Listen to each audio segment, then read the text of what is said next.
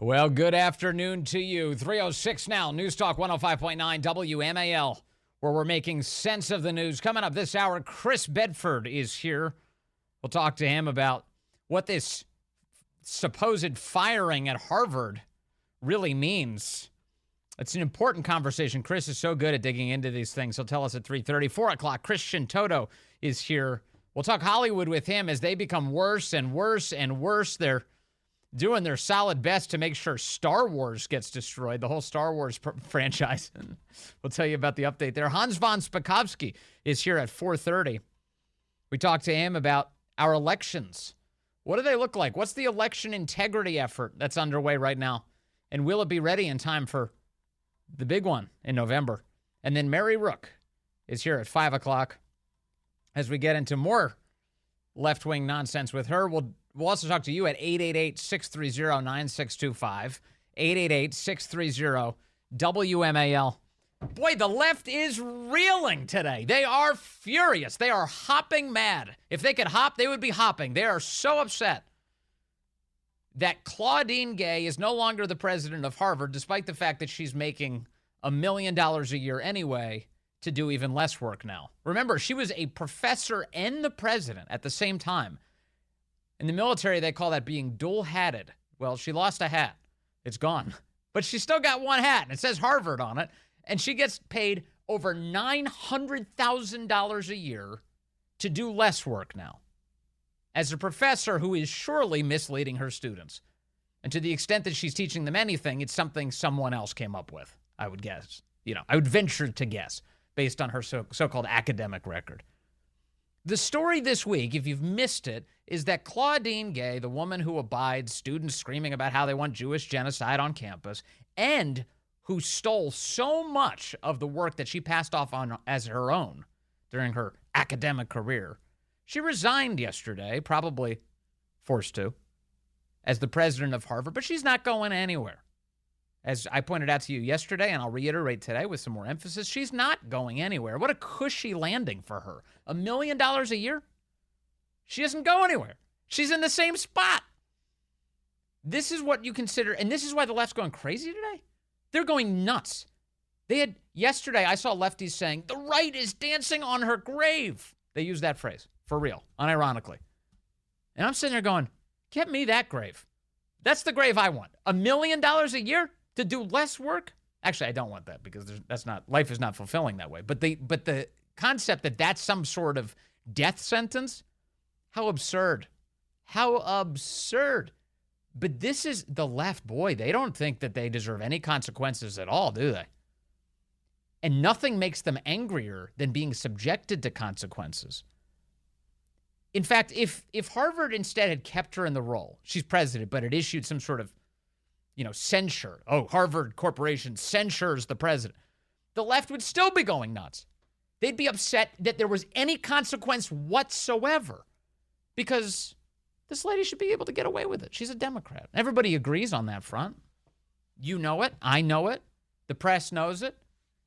She is one of the trainers for the Democrat Party.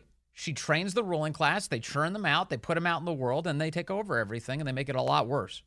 That's been the record. And so they're freaking out about this today. The Associated Press has I was belly laughing this morning reading the news in a way that I haven't done in a while. I really enjoyed the Associated Press's coverage today. It's not because it was good coverage. It's because it was hilarious in how brazen they are. Now, I should point out, before I start reading this to you, this Associated Press coverage today has been stealth-edited since its original publication, because this is the Orwellian world we live in. But as of this morning, at around 9:26 this morning, this is the archive on this. I had to pull this up. I was literally reading before the show. I went back to brush up on it, and I was like, wait a second. They changed all the language. Yeah, so I had to go pull the archived version. It's not long, by the way, before the left banishes archives. You're not going to be allowed to look back at what websites used to look like. It's racist or something. It's bigoted to look back at the original edition of the article. But I've got it for you, and here's the headline. Harvard president's resignation highlights new conservative weapon against colleges, : plagiarism. I'm sorry, what? Harvard president's resignation highlights how are conservatives using plagiarism as a weapon. What does that mean? It's their new weapon, is plagiarism. How does that work? Plagiarism? So conservatives are plagiarizing and that hurts the left? That's what that headline suggests. You're saying. Of course, that's not what they're saying. They're angry that conservatives are paying attention to plagiarism. That's what they're saying. They're weaponizing other people's sins. What? What is this? Dateline Washington, Associated Press. The downfall of Harvard's president has elevated the threat of unearthing plagiarism, a cardinal sin in academia, as a possible new weapon in conservative attacks on higher education. It's only possible to use this as a weapon if it's occurred. If you've stolen other people's work and a conservative happens to notice, that's a bad thing? We're not allowed to talk about that? Claudine Gay's resignation Tuesday followed weeks of mounting accusations that she lifted language from other scholars in her doctoral dissertation and journal articles. The allegations surfaced amid backlash over her congressional testimony about anti-Semitism on campus. The plagiarism allegations came not from her academic peers, but her political foes. Here, see, look at this. The Associated Press is not even pretending she's anything but a Democrat. They straight up refer to conservatives as her political foes. They don't for a moment suggest that she may be on their side, that they share anything in common politically. No. They don't bother. They straight up say that it's her political foes who took her down. Quote, led by conservatives who sought to oust Gay and put her career under intense scrutiny in hopes of finding a fatal flaw. Her detractors charged that Gay, who has a PhD in government, was a professor at Harvard and Stanford, and headed Harvard's largest division before being promoted, got the top job in large part because she is a black woman. And let me pause here for a moment. The Associated Press quotes not a single person who made that allegation. Now, there may very well be people who have made that allegation, that her failures in her career were overlooked because of her skin color. But, and first, that's like totally unfair to people who share her skin color because they shouldn't be judged based on a low standard. That's ridiculous. But the AP doesn't even quote anybody to make this claim. That she just got the top job in large part because she's a black woman, they say. Who says? Give me a quote. It used to be in journalism that you would quote someone making such a claim. Nobody's quoted here. In fact, nobody's even interviewed here. Late in the article, they do include an interview, and it's, of course, to advance the left-wing nonsense. I'll share that with you in a moment. But they don't even interview anybody. Christopher Rufo, they go on, a conservative activist who helped orchestrate the effort, celebrated her departure as a win in his campaign against elite institutions of higher education. On X, formerly Twitter, he wrote, scalped as if Gay was a trophy of violence, invoking a gruesome practice taken up by white colonists who sought to eradicate Native Americans. Now, if your head started spinning just now as I was reading that paragraph, I'm right there with you.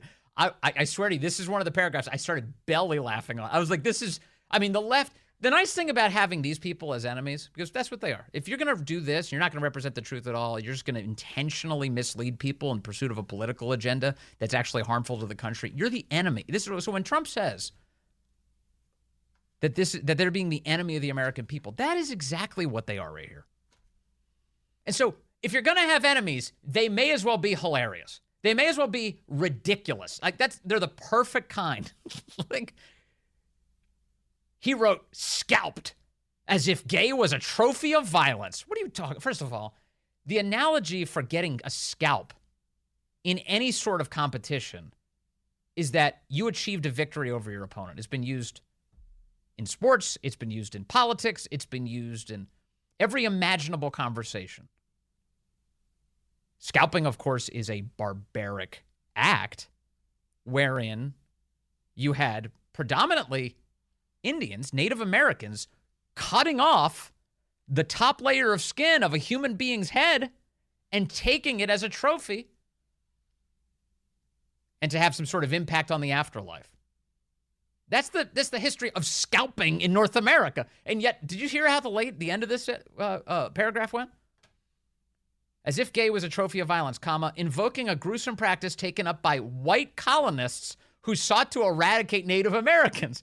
It was the whites who were scalping the Indians. The Associated Press is writing this with a straight face. Now, this was too over the top for the AP, even for the AP, because they have stealth edited this article now to change the language of that paragraph. The new version of it says, quote, invoking a gruesome practice taken up by white colonists who sought to eradicate Native Americans and also used by some tribes against their enemies. Oh, the people, they're unbelievable. They're just unbelievable. They'll never stop. They're furious about this. They go back to quoting Chris Rufo. Tomorrow, we get back to the fight, he said on X, describing a playbook against institutions deemed too liberal by conservatives. His latest target, efforts to promote diversity, equity, and inclusion in education and business.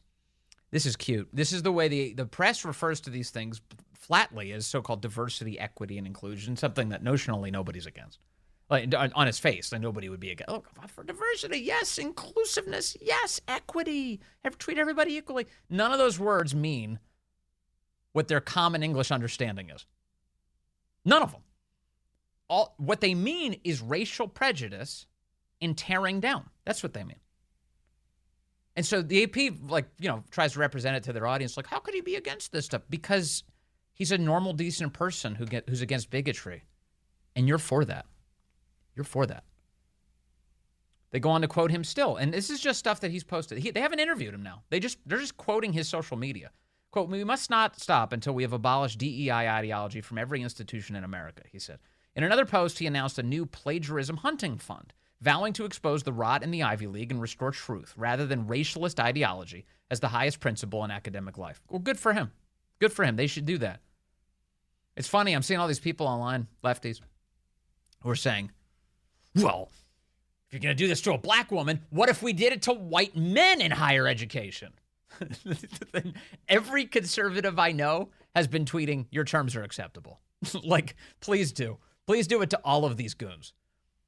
If they're fake academics, if they stole other people's work, if they're not actually talented educators, then get rid of them.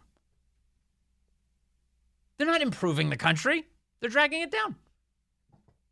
They're con artists. Get rid of them. I saw somebody say, oh, this could happen to white women. Good. Good. The whole point is accountability. And boy, do you hate that.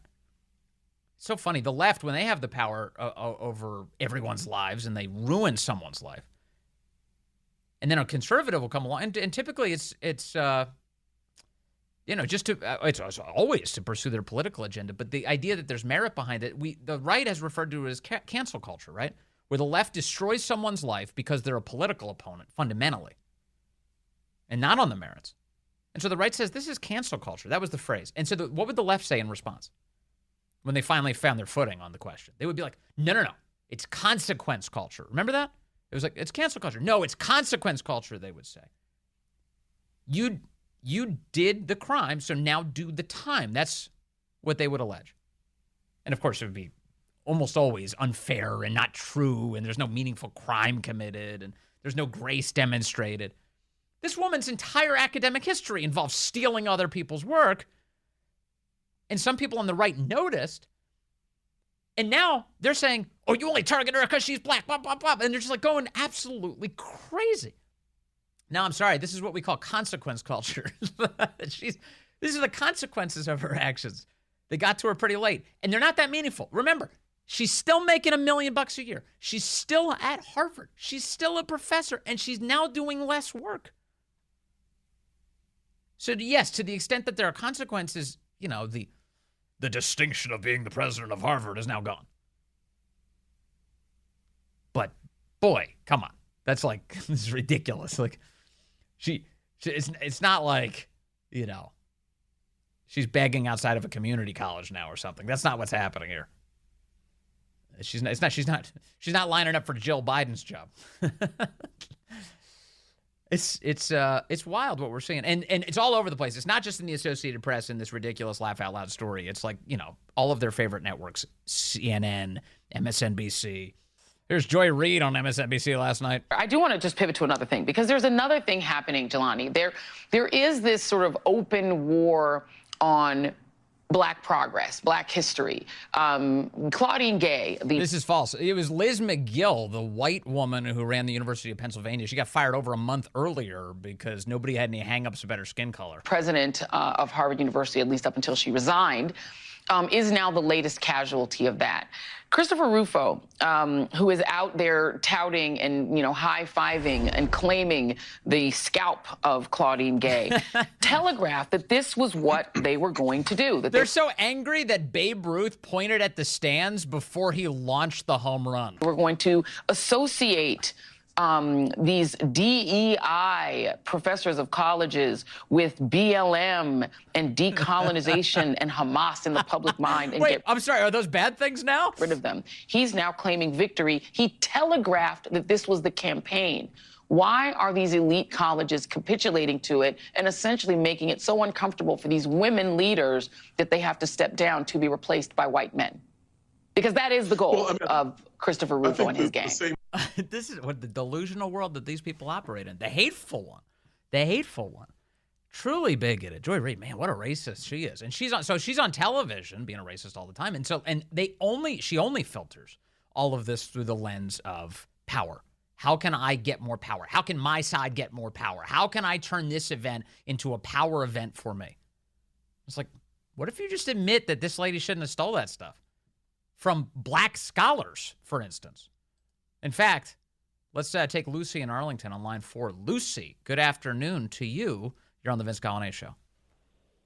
Hi, Vince. Happy New Year. Thanks for taking my call. I know you could take others. I'll be quick here. I just got a couple of points.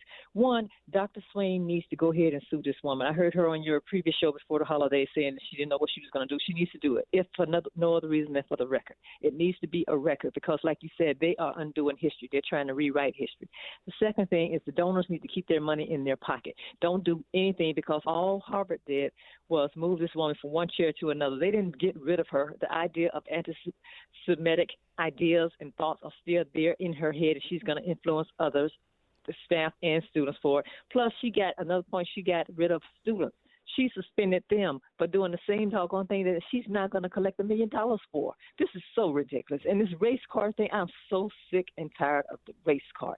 Everything is the race card. If everybody's a if everybody's a racist, nobody is a racist. It just gets old with the I know. race. Well, the upside to we need to keep a record. Yeah, the upside to all of this nonsense, Lucy, is like we're so accustomed to how stupid it is that we don't bat an eye anymore. It's like, no, I'm not even going to abide this. It's honestly just world-class stupidity. Stop doing this to me. I'm tired of being insulted. Lucy, thank you. Such good points, as always. All right, coming up, Chris Bedford joins us. Harvard as an institution has done a lot of damage lately, especially. Chris Bedford gives us the overview moments away.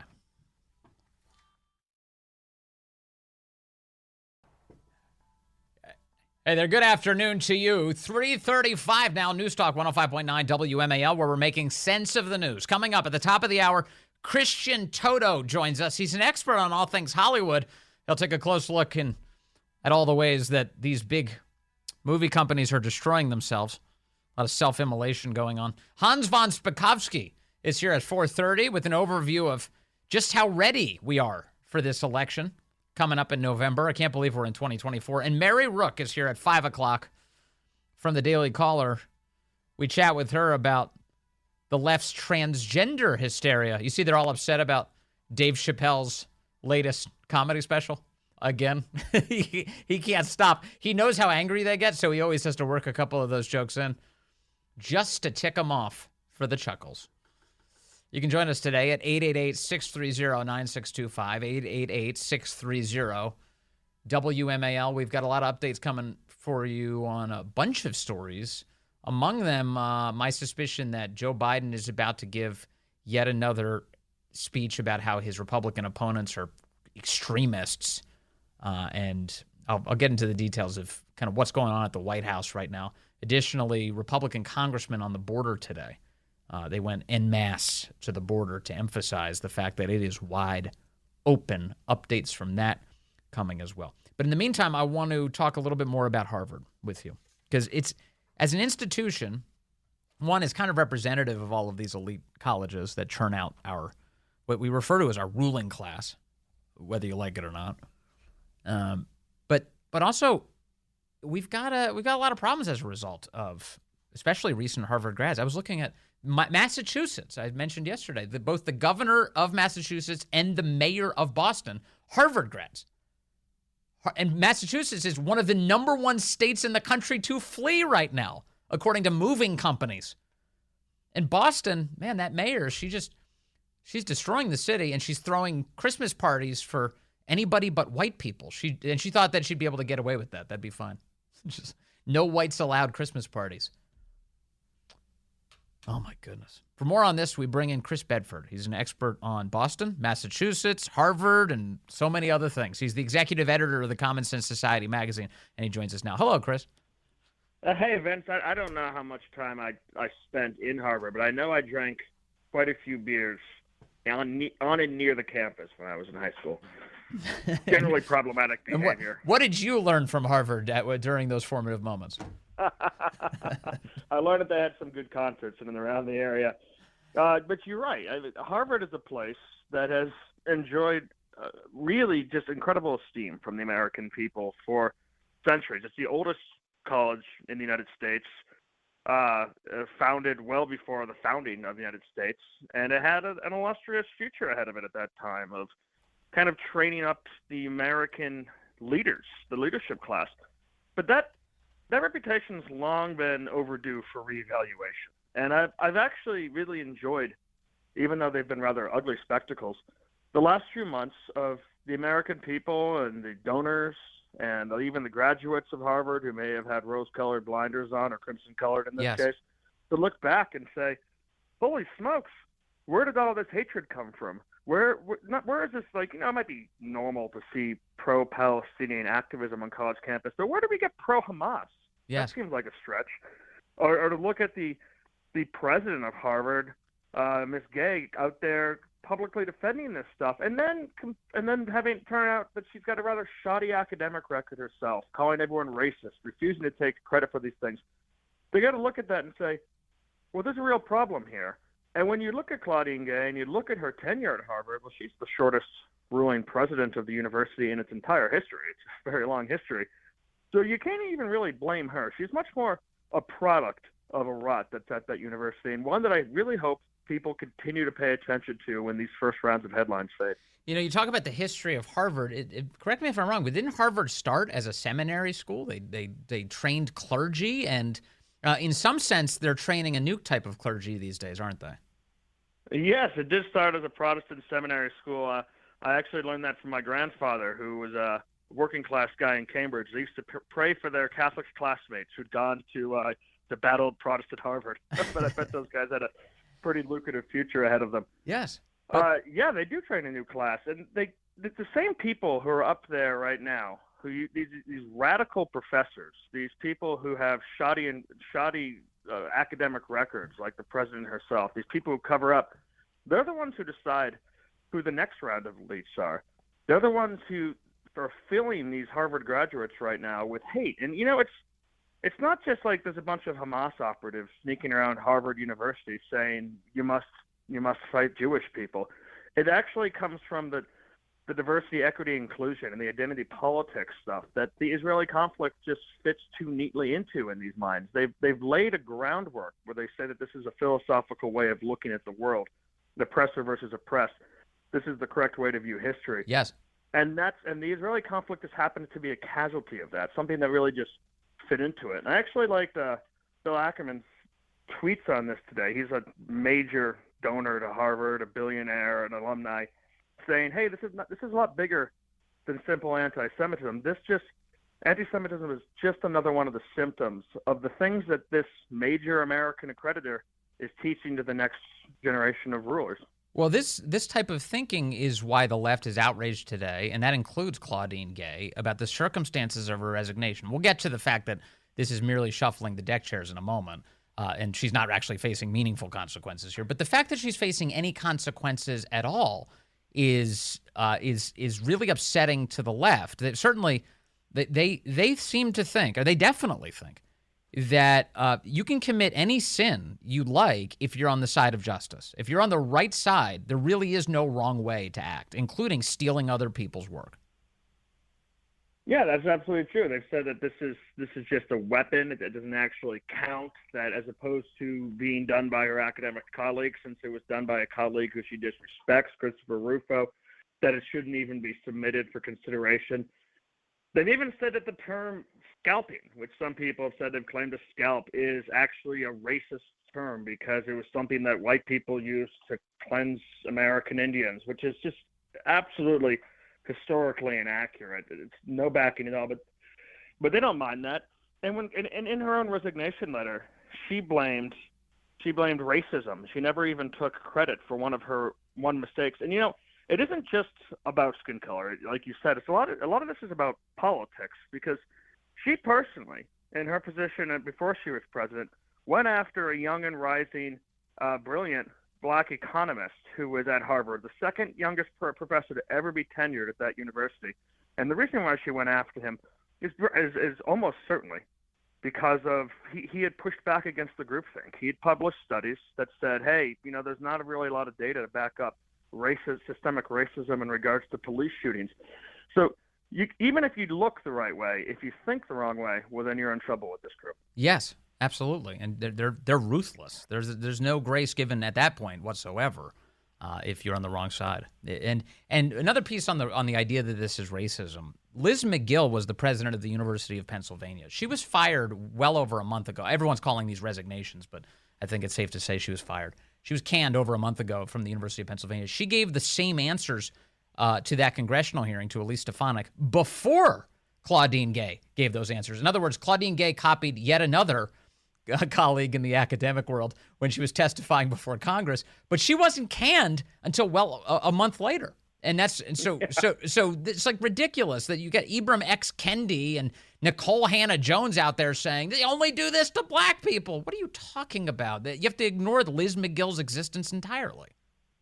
I think it's safe to say, Vince, that if I had cost Harvard 17% decline in early admissions applications, yes, and I had alienated the top donors to the university, and I had overseen in my short tenure the biggest public relations disaster the university's had, and as long as I can recall, that I would have been fired before the new year began. You'd be in solitary confinement with the January 6 inmates right now. You'd be. And I don't think I would have $1 million professorship to land in. Yeah. So what's the deal here? Let's talk about that aspect of this. All the headlines really were her resignation yesterday, and the left is acting as if that she said that they said the conservatives are, quote, dancing on her grave.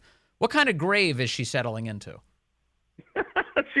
It's a very comfortable grave, actually. It's practically a pharaoh levels.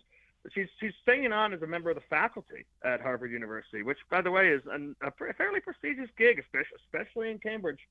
It's a salary of around $900,000. So she gets to go back to exactly where she was before, essentially. Someone who was a bit of a hatchet man for the DEI, someone who didn't invent the system. We can't give her credit for that, but someone who benefited a great deal from the system. Someone who'd not published very many academic works. Every one of them that she's had published so far, there's been about 2 corrections per work, but every one of them has been about race, and they've all taken the right left-wing opinions. So she no longer gets the president's office at Harvard. She certainly hasn't been punished. At least, if that's punishment, then I would like to be next in line. Yeah, exactly. I was saying the same thing. I just think it's so absurd, so preposterous. Do you think that this is the beginning of a sea change at these institutions? What comes next year? I do note that Christopher Rufo, who deserves credit for his work in trying to dig up so much of this successfully and share it with the public, has committed to establishing a fund to try and find even more examples of this type of plagiarism among all of these left-wingers who run these institutions. Do you expect more of that to come? Will there be any meaningful change at these places that are supposed to be educating rather than indoctrinating? I'd like to see that, and there's certainly a lot of people, a lot of faculty at Harvard who have been communicating with each other. Every one of them has horror stories from either the administration, which is completely bloated, or the radical student body that they've overseen. I would certainly like to see that. I was encouraged by Bill Ackerman, the big top Harvard donor's tweets today, saying this goes a lot deeper the problem. But of course, there's always some worries, because I was reading through Ackerman's tweet, and basically he kind of said, well, true diversity has never been tried yet. He didn't want to go too far. He didn't want to push too far on this and say, well, this is toxic, but really we still need to focus on all these other aspects of the left-wing agenda. I don't see that being solved, but the prestige to Harvard has taken a big hit. And over the past decades, there have been a lot of good groups out there, FIRE and others, who've been trying to fight the craziness that's going on campus, Young America's Foundation, but they've been fighting on a national level, and I think it's basically fighting a massive wildfire with a single garden hose. So now at Common Sense Society, we're in discussions with a couple different folks to try and keep the focus on the Ivy Leagues, because, well, there are fires at universities all over the country, state schools, community schools, everything. The Ivy Leagues, like you said, produced a lot of the leaders. They produced a lot of the top people, like it or not. And if you can focus on them and actually begin to affect change there, then hopefully a lot of the other schools will follow suit. I will say I would love to see a database of Ivy League graduates and the cities they now run and what has happened under their tenures. I'd love to see that. It's not a bad idea. You know, I'd love to see, you know what, let's take a look at the real world impact of what it means to churn out these kids into the world and to have them run all of America's cities. Like, how did that go? But we'll see. Well, hopefully that comes. In the meantime, thank you very much, Chris Bedford from the Common Sense Society magazine, the aptly named. Really appreciate your time today, sir. Thank you, Vince. That's Chris Bedford. Always great. Let's see here. I've got a bunch of calls coming in here. We got Mark in Landover Hills, line 4. Mark, good afternoon. You're on the Vince Coglianese Show. Hey, Vince. Good to hear your voice, buddy, after a holiday. Thank you, Mark. Happy New Year. Happy New Year to you, Vince, and all yours, buddy. Thank you, sir. Man, what you opened up with at the beginning of the show today was entirely correct. And I just want to say this, Vince, and that wonderful lady that called in and says she's tired of the race card. I think it's time that somebody said this with distinction. Apparently these people that we always talk about that aren't very smart, that are supposed to be well-educated, I don't know how they get through college or high school or wherever it is, because they don't read much and they don't aspire to learn much about this wonderful country that is ours, that we are supposed to govern together.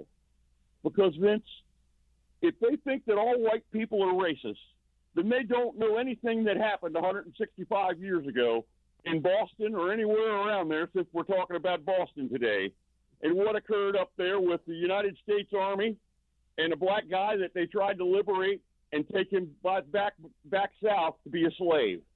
I think they need to open their horizons, Vince, and read The Battle Cry of Freedom by James McPherson.